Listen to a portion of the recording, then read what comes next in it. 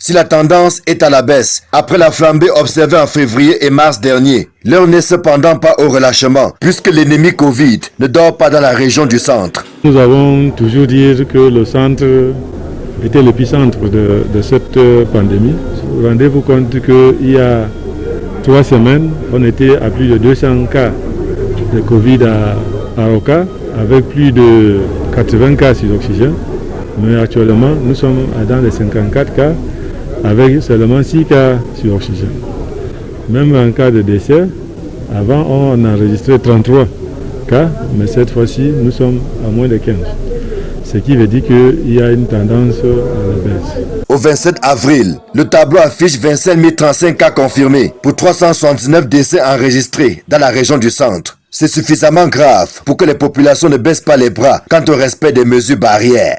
Il est question donc pour les gens de respecter les mesures barrières et de faire tout pour ne pas mettre les autres dans des situations difficiles. Même comme c'est volontaire, nous encourageons nos populations de se faire vacciner. Peut-être c'est une porte de sortie aussi de cette pandémie, parce que, voyez-vous, nous avons enregistré des cas de morts de hautes personnalités et nous pensons que le vaccin vient donc diminuer les cas à gros risque. À la crise sanitaire s'ajoute la situation sécuritaire qui fait perdre le sommeil aux autorités administratives et forces de maintien de l'ordre. La menace viendrait des séparatistes qui ont fui le Nozo. Avec la dislocation des Ambazoniens dans le nord et le sud-ouest, nous avons des informations que certains sont en train de fuir les zones au lieu d'aller dans les centres de désarmement.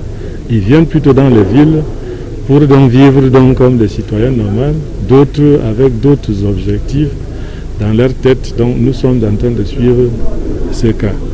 Il y a des cas de jeunes, de la jeunesse maintenant, qui préoccupent même à plus haute sphère de cette République avec la consommation des drogues, les abus sexuels qui se passent dans les écoles.